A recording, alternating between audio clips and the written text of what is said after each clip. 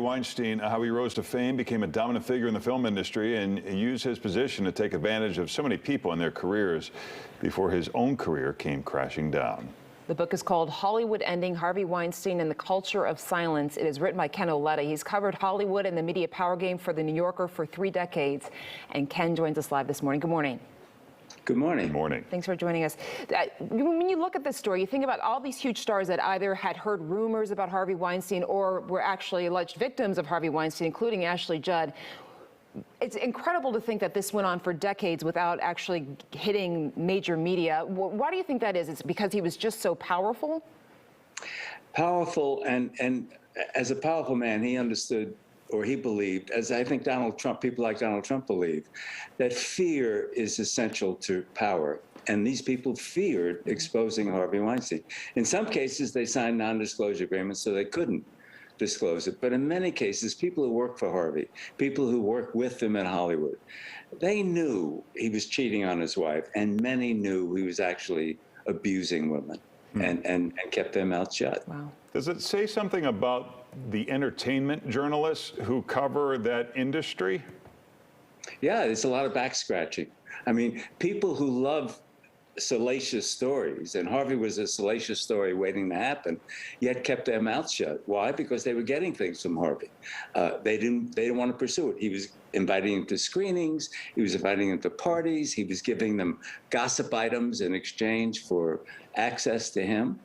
And people didn't feel an incentive to expose him, and they should have. I didn't realize this, that he grew up in a housing project in Queens, and you spoke with his brother. Was there anything in his background that would have indicated that he was going to have these issues later on, or even in terms of how powerful that he became? I learned 2 things about going through his childhood and talking to people who grew up with him. One is that the yelling that was a symbol and very much a part of Harvey Weinstein's career came from his mother, Miriam. His friends would not play poker at the Weinstein home on weekends because Miriam was yelling all the time, and it was embarrassing. So Harvey's yelling was very much a reflection of his mother, but that doesn't explain his sexual behavior. And as best I could determine it, Harvey did not abuse women all through junior high school and high school. And actually the first 3 years at the University of Buffalo. He didn't start abusing women until he had power. And power became an aphrodisiac for him. He felt he was entitled at that point with that kind of power to take advantage of women, and he did. Does it say something about our values as a country that there are powerful people today, and people are pointing fingers at powerful men? But for decades, they didn't. I understand, there's money in the game, but what does it say about our principles that no one was willing to stand up to him? Well, it says a lot, I'm afraid, and not much of it very good. There's hope that obviously there's been some reforms. People have been shamed. Men keep their doors open and are more sensitive about being exposed as predators. But is that the long term what's going to be, or is it just the short term? We don't know the answer to that yet. We've seen so many videos of him recently looking quite different than what he did at the height of his power. You've exchanged some 50 emails with him. What has that correspondence been like?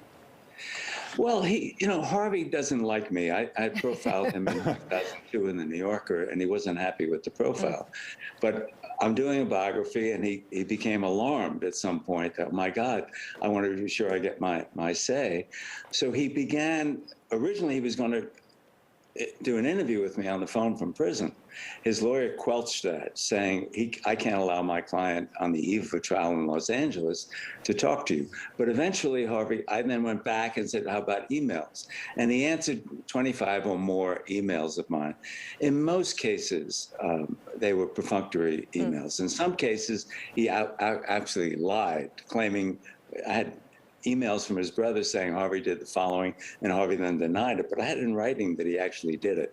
But the bigger question I wanted to ask him, which I did, he didn't answer. And that question was, Harvey, when you put your head on a pillow at night after raping, let's say, Jessica Mann, how did you explain to yourself what you had just done? He didn't answer. He was silent on that. Wow. Any chances for him on appeal? Well, he already appealed in New York State, where he's serving a 23-year sentence, and he lost that appeal. He's got a trial in LA beginning in October, and a potential trial in England after that. My guess is that Harvey will be in jail the rest of his life. He's in ill health, and his own lawyer at the trial, the sentencing in New York, which I attended every day, said, Your Honor, I hope you don't give him a 30-year sentence as the prosecution is asking for, because he will not live that long. His health condition is so perilous. Ken, what's interesting about him, too, he was not only extremely powerful in Hollywood, he was also a powerful political donor. Do you think, when these allegations were circulating around, why did people still open their doors to him and potentially expose themselves later on to having that relationship with him? I think people were in denial. Yeah. He was exposed publicly for the first time in October 2017. But before that, he was a major contributor, political campaign contributor to Democrats and sometimes to Republicans as well. And Harvey was the ticket to Hollywood for these people, and the ticket to vast amounts of money for their campaigns. And they thought he was a powerful maca, a big deal. And you want to get actresses to come and support you in your campaigns, actors, maybe Harvey can provide that ticket. So he was, if they heard rumors about Harvey, they ignored them. The book is Hollywood Ending Harvey Weinstein, The Culture of Silence. For more, check out KenAuletta.com and follow him on Twitter. Ken, thank you so much Thanks, for joining Ken. us. We appreciate it. My pleasure. Thank you. Time now for On Town.